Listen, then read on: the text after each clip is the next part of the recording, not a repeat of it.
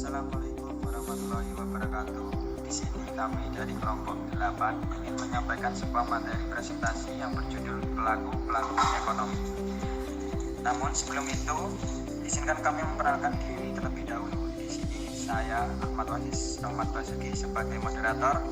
Kemudian ada teman saya Arif Budianto sebagai penyaji, Chandra Cahya Pratama sebagai penyaji, Jalaluddin Kahfi sebagai penyaji. Outline pelaku-pelaku ekonomi. Yang pertama, perusahaan-perusahaan non-koperasi. Kedua, BUMN. Dan yang ketiga, koperasi. Oke, untuk pemaparan yang pertama akan disampaikan rekan saya yang bernama Arif Budianto. Untuk Arif Budianto kami persilakan. Terima kasih untuk moderator. Perusahaan-perusahaan non-koperasi. Jumlah perusahaan skala besar UB termasuk BUMN saat ini jauh lebih banyak dibandingkan pada awal Orde Baru, tapi masih jauh lebih kecil dibandingkan dengan jumlah perusahaan skala kecil termasuk usaha mikro dan menengah. UKM. Perhatian pemerintah terhadap pengembangan UKM dalam negeri sangat besar karena UKM lebih pada tenaga kerja daripada UB. UKM dianggap lebih sangat penting sebagai sumber kesempatan kerja atau pendapatan. Oleh karena itu, kelompok usaha tersebut diharapkan dapat berperan penting dalam upaya-upaya nasional mengurangi pengangguran. Berarti juga UKM dapat berperan penting dalam mengurangi jumlah orang miskin di tanah air. BUMN.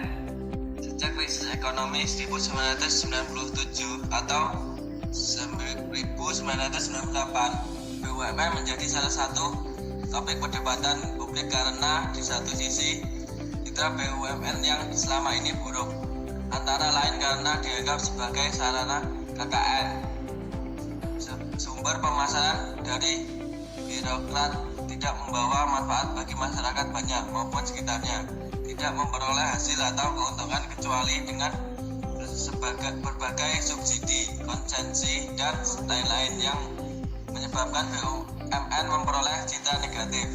Sedangkan di sisi lain, upaya pemerintah melakukan privatisasi BUMN untuk oleh banyak kalangan masyarakat dianggap tidak sejalan dengan Undang-Undang 45 yang pasal 33. Koperasi. Yang pertama, sejarah koperasi. Kedua, perkembangan koperasi di negara maju atau NM. Ketiga, perkembangan di Indonesia. Dan yang terakhir, prospek koperasi di Indonesia. Untuk materi selanjutnya akan disampaikan rekan saya bernama Jalaluddin Kahfi. Untuk saudara Jalaluddin Kahfi, kami persilakan. Terima kasih kepada moderator.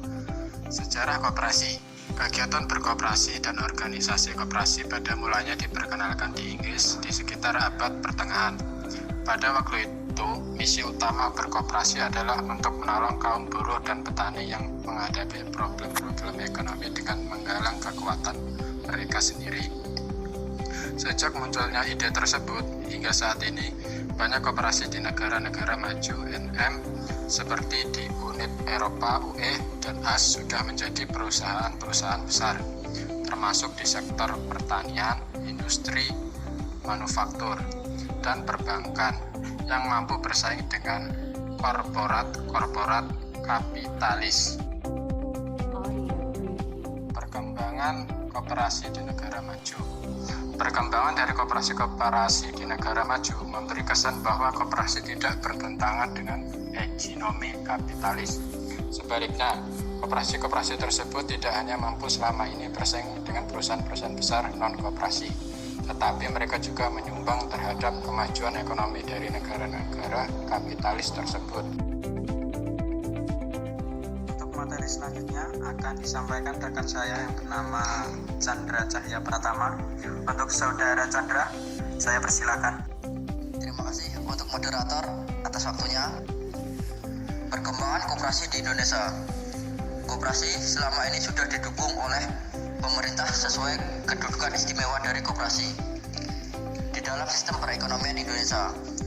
Sebagai soko guru perekonomian, asas pembentukan koperasi sering dikaitkan dengan pasal 33 Undang-Undang Dasar 1945 khususnya ayat 1 yang menyebutkan bahwa perekonomian disusun sebagai usaha bersama berdasar atas asas kekeluargaan.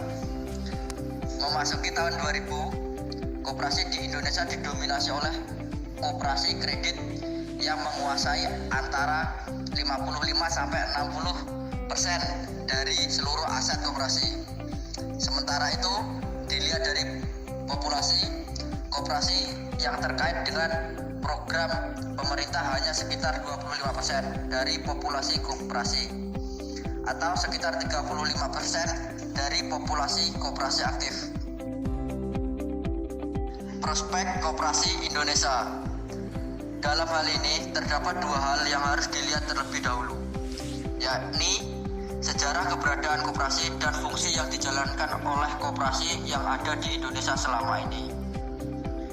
Pandangan dari Suyitrisno tahun 2001 dan didukung oleh Widianto tahun 1998 yang menyatakan bahwa keberhasilan usaha koperasi di Indonesia biasanya tergantung pada dua hal. Yang pertama, program pemerintah, karena koperasi sering dijadikan kepanjangan tangan dari pemerintah dalam mengatur sendi perekonomian. Yang kedua, keinginan pemenuhan kebutuhan anggota. Jadi, koperasi sering kali dipakai sebagai alat pemenuhan kebutuhan anggota yang biasanya juga berkaitan dengan program yang telah dicanangkan oleh pemerintah. Ya, terima kasih. Itu tadi materi yang dapat kami sampaikan dari kelompok 8. Apabila ada salah kata dalam penyampaian materi, kami mohon maaf sebesar-besarnya, dan apabila ada yang kurang jelas, kami bersilakan.